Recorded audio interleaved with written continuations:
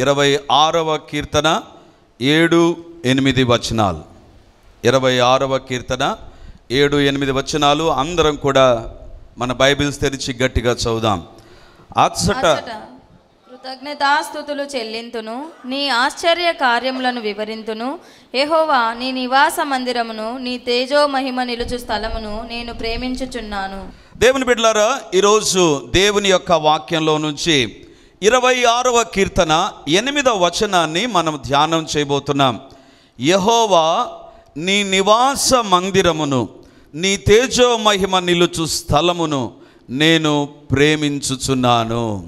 O Lord, I love the habitation of your house and the place where your glory dwells. నీ యొక్క తేజో మహిమ నిలుచు స్థలమును నేను ప్రేమించుచున్నాను. చాలా సందర్భాల్లో కీర్తనలు 150 కీర్తనలు ఉన్నాయి కాబట్టి అన్నిటికంటే పెద్ద గ్రంథం కీర్తనల గ్రంథం అని అనుకుంటాం. కానీ వాస్తవానికి పెద్ద గ్రంథం కీర్తనల గ్రంథం కాదు. పెద్ద గ్రంథం ఇర్మియా గ్రంథం, ఆ తర్వాత ఆదికాండం. అధ్యాయాల్లో పెద్దది కావచ్చు, కానీ కీర్తనలు వాల్యూమ్లో లేదా అక్షరాల సముదాయాన్ని మనం ఆలోచన చేస్తే కీర్తనల గ్రంథం చిన్న మూడవ లెవెల్లోకి వస్తుంది. మొట్టమొదటిగా ఈ యొక్క ఇర్మియా గ్రంథాన్ని మనం చూస్తాం. ఇర్మియా గ్రంథం చాలా పెద్ద గ్రంథం అండి, వచనాల కూర్పును ఆధారం చేసుకొని చూస్తే.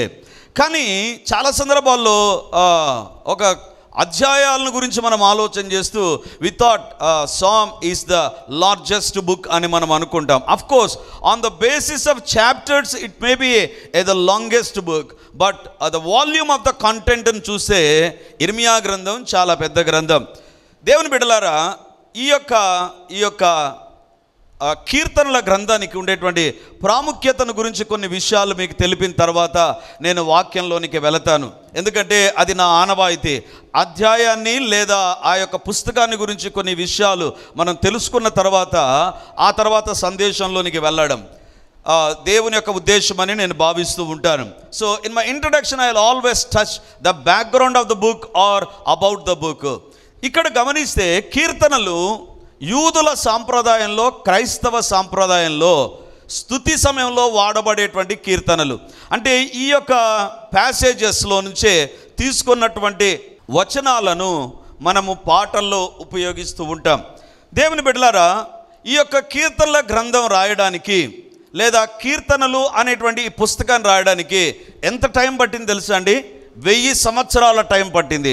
You will surprise. ఎందుకంటే చాలా సందర్భాల్లో దావీదు రాసిన కీర్తనే అనుకుంటావు, కానీ మీరు చూస్తే మోషే కీర్తన ఉంటుంది, సొలొమోను కీర్తన ఉంటుంది, ఆసాపు కీర్తనలు ఉంటాయి, కోరహు కుమారుల కీర్తనలు ఉంటాయి, దావీదు కీర్తనలు ఉంటాయి, ఇక పేర్లు చెప్పబడని కీర్తనలు కూడా ఉంటాయి.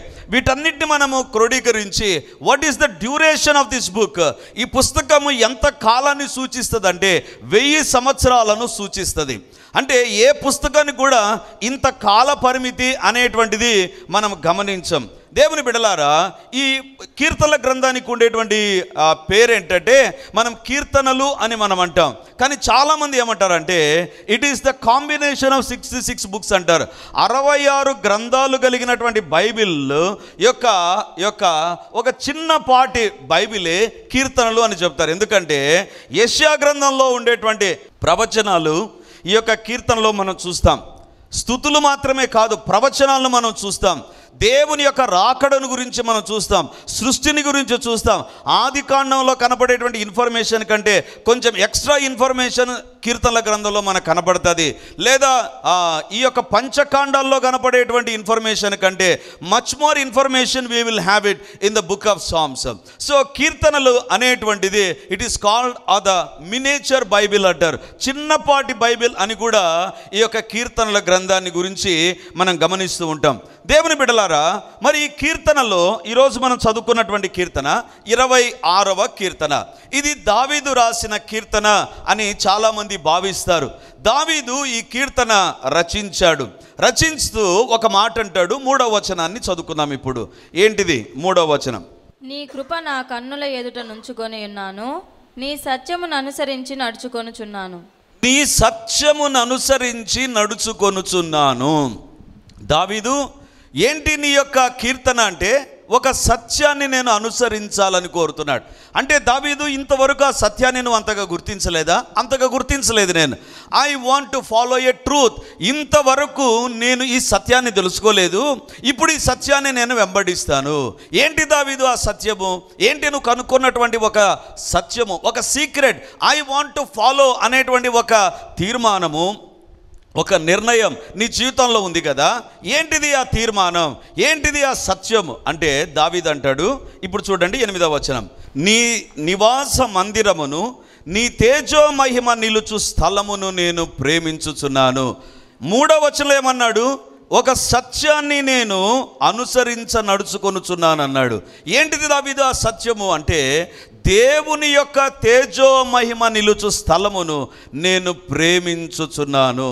I want to love the habitation of God.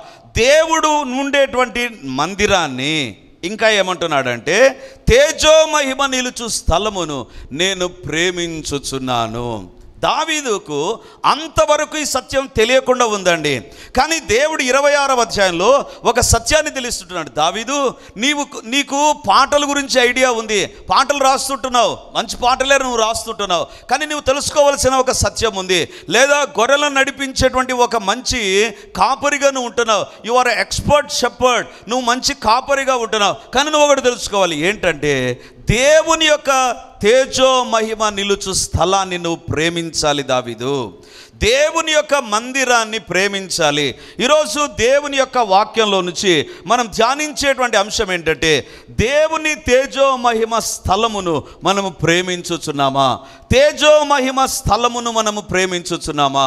అంటే if you truly love the lord, దేవుని మందిరాన్ని ప్రేమిస్తే కలిగేటువంటి 5 ప్రాముఖ్యమైనటువంటి దీవెనల గురించి ఈరోజు ప్రభు మన దృష్టికి తీసుకురావాలని కోరుతుంటున్నాడు. దావీదు అతడు దేన్ని ప్రేమించాడు తెలుసా? మొట్టమొదటిగా తన గొర్రెలను విపరీతంగా ప్రేమించాడు. ఎంత ప్రేమించాడంటే, సింహం ఎదురుగా వచ్చిన సింహాన్ని చంపుతాడు కానీ తనకేమైనా పర్లేదు, కానీ గొర్రెలకు ఏది కాకూడదు అని తన గొర్రెలను అమితముగా ప్రేమించినటువంటి దావీదుకు గొర్రెలంటే చాలా వల్లమాలిన ప్రేమ. ఆ ప్రేమలో దావీదు ముందుకు సాగుతూ ఉంటున్నాడు.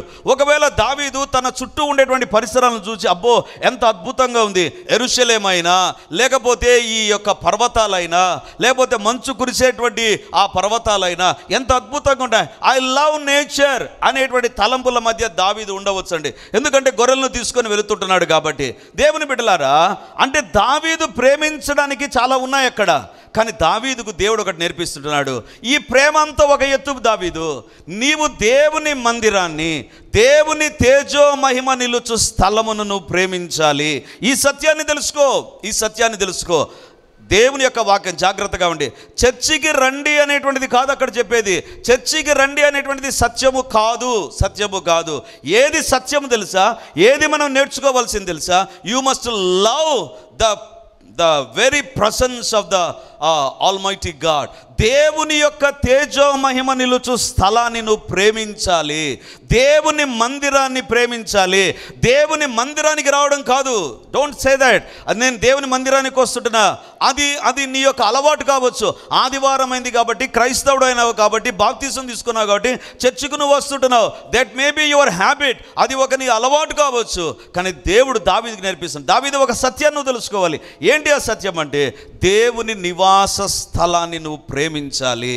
దేవుని తేజో మహిమ నిలుచు స్థలాన్ని నువ్వు ప్రేమించాలి. దేవుని బిడ్డలారా, ఈ లోకంలో ప్రేమించే వారు చాలామంది ఉన్నారు కదా. డబ్బును ప్రేమించే వాళ్ళు ఉంటారు, వస్త్రాలను ప్రేమించే వారు ఉంటారు, ఆస్తిని ప్రేమించే వాళ్ళు ఉంటారు, లేకపోతే నాకు ఫాలోయింగ్ ఉండాలి అని ఫాలోయర్స్ను ప్రేమించే వాళ్ళు ఉంటారు కదా. సినీ హీరోలు అయితే వాళ్ళ యొక్క ఫ్యాన్స్ను వాళ్ళు విపరీతంగా ప్రేమిస్తారు కదా. అందుకే గత వారంలో చూసా, ఒక సినీ హీరో యొక్క ఫాలోవర్కు, ఆ అభిమానికి ఏదో జబ్బు వస్తే ఆ హీరో అన్నటువంటి మాట నాకు భలే ఆశ్చర్యం. ఏ విధము చేతన నేను బతికించుకుంటా, ఎందుకంటే హీ లవ్ హిస్ ఫ్యాన్స్. ఈ లోకంలో ఫ్యాన్స్ను ప్రేమించే వాళ్ళు ఉన్నారు, లేకపోతే విద్యను ప్రేమించే వాళ్ళు ఉన్నారు, ఉద్యోగాలను ప్రేమించే వాళ్ళు ఉంటున్నారు. బట్ ఒక ప్రేమను మనిషికి దూరం చేస్తున్నాడు సాతాను. ఏంటంటే దేవుని నివాస స్థలమును, దేవుని యొక్క తేజో మహిమ నిలుచు స్థలమును మనిషి ప్రేమించకుండా సాతాను చేస్తున్నాడు. ఈరోజు ఈ సత్యాన్ని మనం తెలుసుకొందుముగాక. ఆమేన్. దేవుని యొక్క తేజో మహిమ స్థలాన్ని నువ్వు ప్రేమించే వ్యక్తిగా నువ్వు ఉండాలి. నీ కుటుంబం ప్రేమించే కుటుంబముగా ఉండాలి. Coming to the church is not the loving the church. దేవుని దగ్గరికి రావడం దేవుని ప్రేమించడం కాదు. దేవుని బిడ్డలారా, ఈరోజు దేవుని యొక్క వాక్యంలో నుంచి అసలు తేజో మహిమ నిలుచు స్థలమును ప్రేమించడం అంటే ఏంటిది? దేవుని బిడ్డలారా, ఒకవేళ ఒక వ్యక్తి బాగా చదువుతున్నాడు అనుకో, అబ్బాయి దగ్గరికి వెళ్ళి అడుగుదాం, ఏంటి అందరు ఆడుకుంటున్నారు కదా, అందరూ షాట్లు చూస్తున్నారు కదా, అందరూ బయట తిరుగుతున్నారు కదా, నువ్వేంటి చదువుతున్నావు? అబ్బాయి అంటాడు, నాకు చదువు అంటే చాలా ప్రేమ, నేను చదవాలి, నేను చదివితే నేను మంచిగా వస్తాడు. అతడు ఎందుకు చదువును ప్రేమిస్తాడంటే దాని తర్వాత ఒక లాభం అనేటువంటిది ఉంది. అమ్మా, నువ్వు ఎందుకు చీరలను ఎక్కువగా ప్రేమిస్తావు అని ఒకవేళ ఎవరినైనా అడిగితే వాళ్ళు ఏమంటారో తెలుసా? నేను గుర్తించబడేది నా చీరలను బట్టి, కాబట్టి ఐ లవ్ ద శారీస్, నేను చీరలను ప్రేమిస్తాను. ఒకవేళ డబ్బును ఎందుకు ప్రేమిస్తావు? డబ్బు ఉంటేనే కదా లోకంలో గుర్తింపు ఉండేది, కాబట్టి డబ్బును నేను ప్రేమిస్తా, ఉద్యోగాన్ని నేను ప్రేమిస్తా, లేకపోతే ఇంకొక దాన్ని నేను ప్రేమిస్తా. కానీ దేవుడు అంటున్నాడు, దావీదు నువ్వు ఒక ప్రేమలో పడాలి. ఏంటి ఆ ప్రేమ అంటే? తేజో మహిమ నిలుచు స్థలాన్ని నువ్వు ప్రేమించాలి. దేవుని బిడ్డలారా, ఈరోజు దావీదు ఒక తీర్మానం చేసుకున్నాడు. ఏంటి ఆ తీర్మానం అంటే, నీ తేజో మహిమ నిలుచు స్థలమును నేను ప్రేమించుచున్నాను. ఒక తీర్మానంలోనికి వచ్చేసాడు, నేను ప్రేమించుచున్నాను. ఎందుకు దావీదు ప్రేమిస్తున్నావు? దేవుని మందిరాన్ని నువ్వు ప్రేమించడంలో ఉద్దేశం ఏంటి? డబ్బును ప్రేమించడానికి ఒక కారణం ఉంది, ఉద్యోగాన్ని ప్రేమించడానికి కారణం ఉంది, బంధువులను ప్రేమించడానికి ఒక కారణం ఉంటుంది, స్నేహితులను ప్రేమించడానికి కారణం ఉంటుంది. కానీ దేవుని మందిరాన్ని ప్రేమించడంలో what is the secret behind that? దాని వెనక ఉండేటువంటి సత్యం ఏంటిది? దేవుని యొక్క వాక్యంలో నుంచి ఈరోజు మనం చూడబోతుంటున్నాం. దేవుని బిడ్డలారా, ఇక్కడ చూడండి, జాగ్రత్తగా వినండి. 26వ అధ్యాయం 8వ వచనం, కీర్తన 26:8 చదవండి అమ్మా. యెహోవా నీ నివాస మందిరమును, నీ తేజో మహిమ నిలుచు స్థలమును నేను ప్రేమించుచున్నాను. రెండవదిగా, నీ తేజో మహిమ నిలుచు స్థలమును నేను ప్రేమించుచున్నాను. చాలా సందర్భాల్లో ఒక తప్పుడు అభిప్రాయం సాతాను మానవుల్లో కల్పించేశాడు. ఏంటిది ఆ యొక్క మాట అంటే, మందిరాన్ని ప్రేమిస్తారు, అక్కడితోనే ఆగిపోతారు. They love the building. ఇది ఎప్పటి నుంచో ఉన్నటువంటి బిల్డింగ్, ఎవరో కట్టినటువంటి building. They want to focus on the building పైన దృష్టిని కేంద్రీకరించినట్లుగా సాతాను ఒక ప్రేరేపణ తీసుకొని వస్తాడు. ఎందుకంటే ఒకవేళ బిల్డింగ్ని ప్రేమిస్తే ఇట్ ఈస్ హాఫ్ ట్రూత్. ఇంకొక సత్యం ఉంది, అదేంటంటే నీ తేజో మహిమ నిలుచు స్థలమును ప్రేమించుచున్నాను. It's not only building, but there is a glory in that building. ఈ రెండు ఉండేటువంటి స్థలాన్ని నువ్వు ప్రేమించాలి. దేవుని బిడలారా, ఆ దినాల్లో ఇశ్రాయేలు ప్రజలు ఒక ఎత్తైన స్థలం కనబట్టే ఉన్నత స్థలం అని చెప్పేసి, ఇది ఎత్తుగా ఉందంటే ఇది మిగతంతా డౌన్గా ఉంది, ఇదొక్కటి ఎత్తుగా ఉంది. కాబట్టి దేవుడు దీన్ని ఎత్తుగా ఉంచాడంటే something is special in this. ఇక్కడ ఏదో ఒక ప్రత్యేకత ఉంది. ఆ ఉన్నత స్థలాన్ని వాళ్ళు పూజించేటువంటి వారండి. ఎత్తుగా ఉంటే చాలు వాళ్ళకు, అమ్మో ఇదేదో స్పెషాలిటీ, ఇక్కడ ఏదో ఒక ప్రత్యేకత ఉంది అని పూజించేటువంటి వారు. ఆది కాలం నుంచి మనిషికి సాతాను ఒక ప్రేరేపణ తీసుకొని వచ్చాడు. ఏంటంటే స్థలాన్ని ప్రేమించడంలో మనిషిని ట్యూన్ చేయడం ప్రారంభించాడండి. దేవుని బిడ్డలారా, వాస్తవం ఏంటంటే ఆ స్థలంలో దేవుని మహిమ ఉందా లేదా అనేటువంటిదే చాలా ప్రాముఖ్యం. ఆ స్థలంలో దేవుని మహిమ ఉందా లేదా? ఎందుకంటే దేవుని బిడలారా, భూలోకమే అయిందండి, భూలోకమే దేవుంది. భూలోకం అంతా దేవుడు కలగజేసిందే కదా. ఒక రకంగా చెప్పాలంటే మరి ఇప్పుడు దేవుడు భూలోకమంతా నా మహిమతో నిండి ఉంది అంటాడా? అనొచ్చు దేవుడు. కానీ దేవుడు యొక్క కోరిక ఏంటంటే, I will have my glory in one particular place. ఒక స్థలంలో నా మహిమను నేను ఉంచాను. దేవుని బిడలారా, ఇక్కడ మనం తెలుసుకోవాల్సిన మొట్టమొదటిది ఏంటంటే, ఈ పాయింట్ చెప్పకపోతే నేను చాలా తప్పు చేసిన వాడిని అవుతాను. కాబట్టి ఈ పాయింట్ నేను టచ్ చేస్తుంటున్నాను. It's not only the place, but you must see whether the presence of the lord is there. అక్కడ దేవుని యొక్క తేజో మహిమ ఉందా లేదా? ఎందుకు తెలుసా? దేవుని యొక్క ప్రతి మందిరంలో దేవుని యొక్క మహిమ ఉండదు. దేవుని యొక్క ప్రతి మందిరంలో దేవుని మహిమ ఉండదు. ఇది నేను చెప్పే మాట కాదు, బైబిలే చెప్తుంది. ఒకసారి రండి, ఎహెజ్కేలు గ్రంథం 10వ అధ్యాయం 18వ వచనం. యెహోవా మహిమ మందిరపు గడప దగ్గర నుండి బయలుదేరి కెరూబులకు పైతట్టున నిలువగా, కెరూబులు రెక్కలు చాచి నేను చూచుచుండగా నేల నుండి పైకి లేచెను. చాలు. ఎంత విచిత్రమైన మాట అండి, ఎంత విచిత్రమైన మాట. యెహోవా మహిమ మందిరపు గడప దగ్గర నుండి బయలుదేరి. దేవుని యొక్క మహిమ, తెలుగు బైబిల్లో కొంచెం ట్రాన్స్లేషన్లో ఎఫెక్ట్ తీసుకురాలేకపోయారేమనిపించింది. ఇంగ్లీష్ బైబిల్లో ఉంటుంది, God's glory left the place. దేవుని యొక్క మహిమ మందిరాన్ని విడిచిపెట్టిందంటండి. దేవుని యొక్క మహిమ మందిరంలో ఉండాలి, కానీ మందిరాన్ని దేవుని యొక్క మహిమ విడిచిపెట్టింది. అసలు ఎందుకు? దేవుని మహిమ ఉండాల్సిన స్థలము దేవుని మందిరం కదా. మరి దేవుని మందిరంలో దేవుని మహిమ ఉండకుండా ఎక్కడికి వెళ్ళిపోయింది మహిమ? ఎందుకు ఆ మహిమ దేవుని మందిరంలో ఉండకుండా పోయింది అంటే, ఇప్పుడు 8వ అధ్యాయంలోకి రండి. ఈ 8వ అధ్యాయంలో నుంచి ఈ యొక్క బ్యాక్గ్రౌండ్ మనకు కనపడుతుంది. 8వ అధ్యాయం 6వ వచనం, 10-18 దాకా చదువుకున్నాం. దేవుని మహిమ మందిరాన్ని విడిచిపెట్టింది. 8వ అధ్యాయం 6వ వచనం. అంతటా ఆయన నాతో ఇలాగు సెలవిచ్చెను, నరపుత్రుడా, వారు చేయు దానిని నీవు చూచుచున్నావు గదా.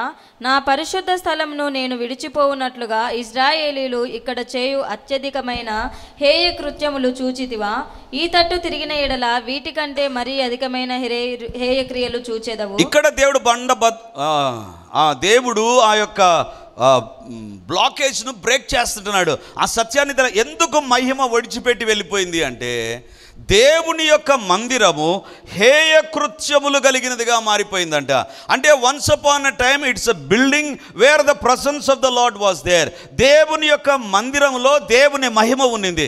కానీ ఎప్పుడైతే హేయ కృత్యములు ఆ మందిరంలోనికి వచ్చాయో, చేయకూడని పనులు, చెప్పకూడని మాటలు, వినకూడని మాటలు, చేయకూడని కార్యాలు, చేయకూడనిటువంటి పనులు ఆ మందిరంలో ఎప్పుడైతే జరగడం ప్రారంభించాయో, దేవుడు ఒక డెసిషన్లోనికి వచ్చేసాడు. I will leave this place.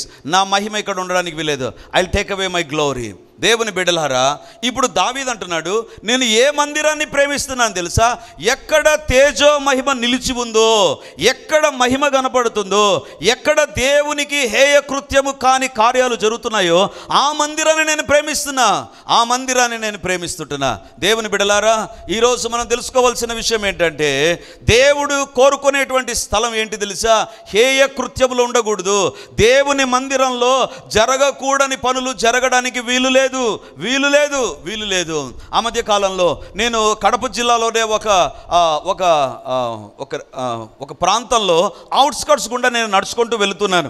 ఒక స్థలాన్ని, ఒక దైవ సేవకునికి దేవుడిచ్చిన స్థలాన్ని చూపిస్తున్నప్పుడు ఆ మార్గం కూడా నడుచుకుంటూ వెళ్తే ఆయన నాకు ఒక స్థలాన్ని చూపించాడు. బ్రదర్, ఇక్కడ ఒక పెక్యులర్ చర్చ్ ఉందండి అన్నాడు. నేను అడిగాను, ఎందుకండి దాన్ని చర్చిని మీరు పెక్యులర్ అంటున్నారంటే, ఇది ఉదయం పూట ఉండదండి చర్చ్. ఇది రాత్రి 10 నుంచి ఉదయం 5 గంటల వరకు ఉంటుంది. అరే, ఎంత బాగుంది టైమింగ్ అనుకున్నా.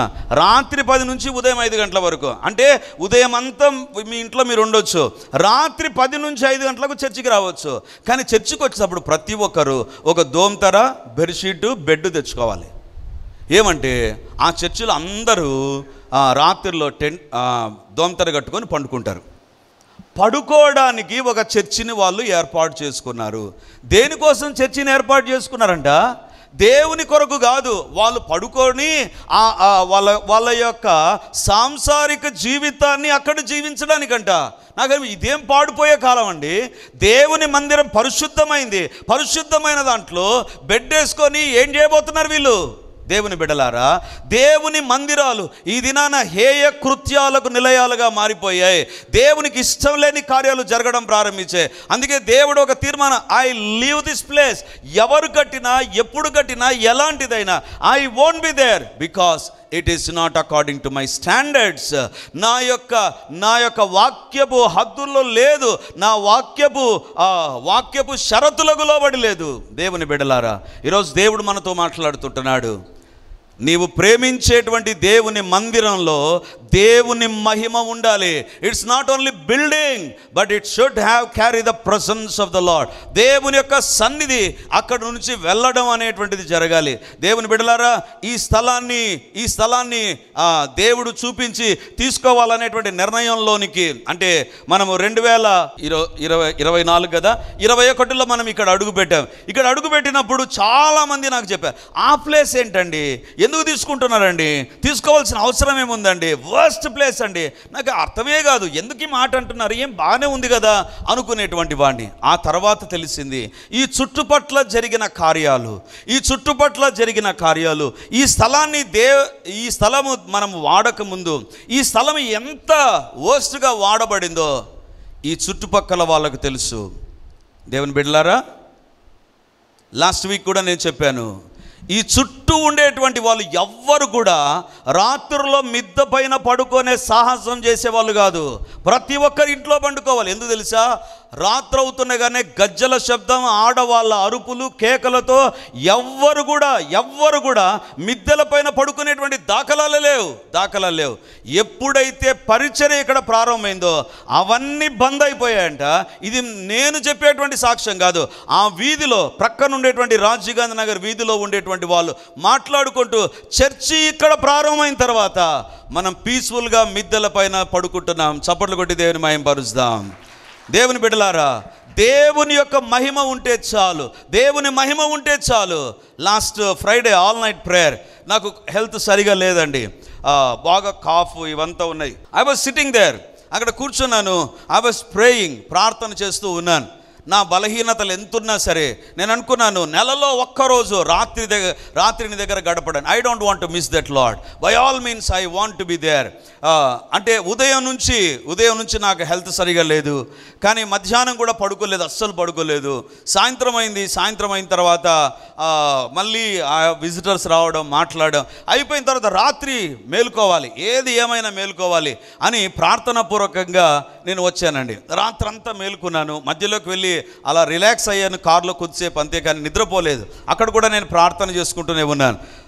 I think at about 4 o'clock, nearing 4 o'clock, 3:30కి అక్కడ కూర్చొని నేను ఐ వాజ్ ప్రేయింగ్ అండి. దేవా సహాయం చేయి. ఓబుల్ రెడ్డి అయినటువంటి సహోదరుడు ప్రార్థన చేస్తుంటే, దేవా ఇక్కడ ఉండేటువంటి అంధకార శక్తులను, ఈ ప్రాంతం పైన అధికారం కలిగిన దుష్ట శక్తులను బంధిస్తున్నాను అంటున్నగానే దేవుడు ఒక దర్శనాన్ని చూపిస్తుంటున్నాడండి. ఒక నేల అండి, ఒక కాంక్రీట్ నేలలాగా ఉంది. ఆ నేల చూస్తే మామూలు నేలగా చాలా స్ట్రాంగ్గా ఉంది, పాతబడినటువంటి నేల. ఆ నేలలో నుంచండి పాములు రావడం నేను చూశానండి. ఒకే ఒక హోల్. ఆ హోల్లో నుంచి పాములు అవి తనకలాడుతూ పారిపోవడం నేను చూశానండి. తనకలాడుతూ.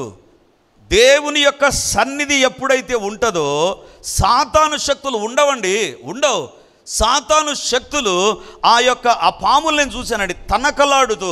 పాముకు ఒక దెబ్బ కొట్టిన తర్వాత తనకలాడుతూ వెళ్ళిపోతా చూసారా, అలా పాములు అక్కడ నుంచి వచ్చి బయటికి వెళ్ళిపోవడం నేను చూశాను.